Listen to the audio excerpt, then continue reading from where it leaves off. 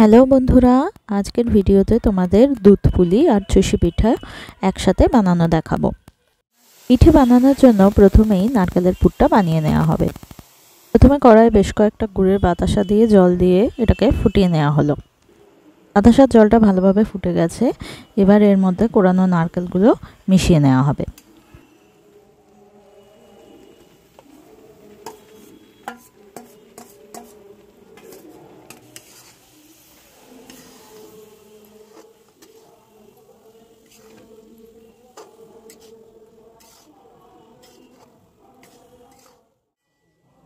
এবার কড়াইয়ে বেশ কিছুটা পরিমাণে গুড় দিয়ে দেওয়া হলো।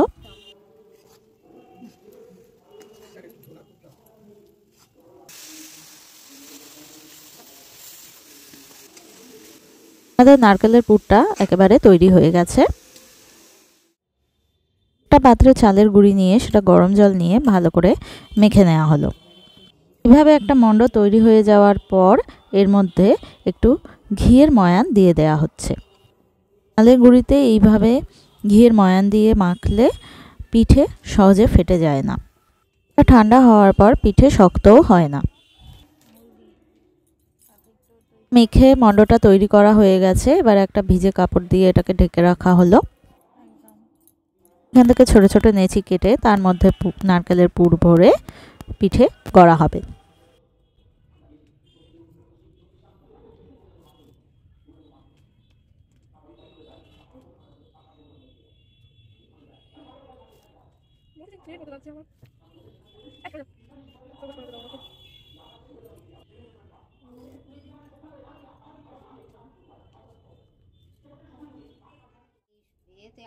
দুধ পুলির জন্য সমস্ত পিঠে গড়া হয়ে গেছে।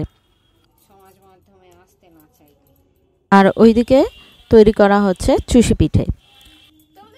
চালের আটার যে মণ্ডটা তৈরি করা হয়েছিল সেটা একটু বেশি হয়েছিল। সেই মণ্ডটা থেকেই অল্প অল্প করে টুকরো ছিঁড়ে নিয়ে হাতের তালুর মধ্যে ঘষে ঘষে এই চুষি পিঠেগুলো তৈরি করছে।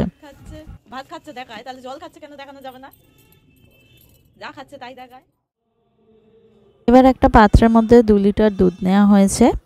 দুধের মধ্যে পিঠে ছাড়ার পর যাতে পিঠেগুলো একে অপরের গায়ে লেগে না যায় তাই জন্য দুধের মধ্যে দিয়ে দেওয়া হয়েছে 2 চামচ ঘি।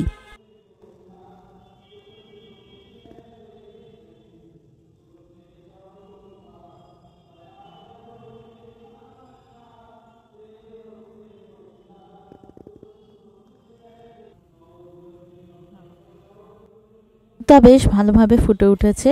এইবার গড়ে রাখা পিঠেগুলো এর মধ্যে আস্তে আস্তে ছেড়ে দেওয়া হচ্ছে।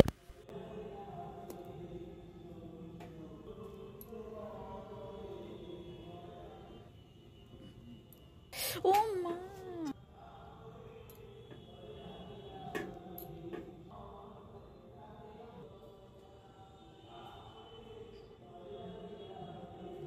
পিঠেগুলো ছাড়ার পর মাঝে মাঝে একটু খুন্তি দিয়ে নাড়তে হবে যাতে তলায় লেগে না যায়।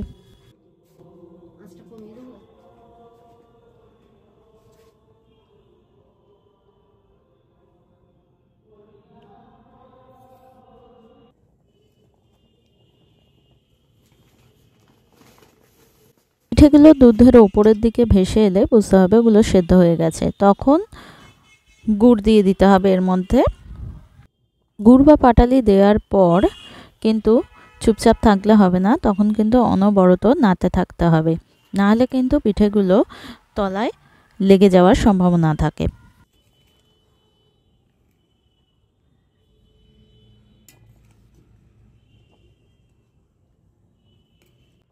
এবার উপর থেকে বেশ কিছুটা নলেন গুড় দিয়ে দেওয়া হলো। এতে স্বাদটা অনেক বেশি ভালো হবে। একবার ভালো করে নাড়াচাড়া করে নিতে হবে। পিঠেগুলো তো আগেই ভালোভাবে সেদ্ধ হয়ে গেছিলো, আর নলেন গুড় দেওয়ার পর এবারে রঙটাও কিন্তু আরও ভালো হয়েছে। তো এই অবস্থায় চুষি পিঠেগুলো এর মধ্যে দিয়ে দেওয়া হচ্ছে। চুষি পিঠে যেহেতু একদম পাতলা পাতলা হয় তাই এগুলো সেদ্ধ হতে খুব বেশি সময় লাগবে না।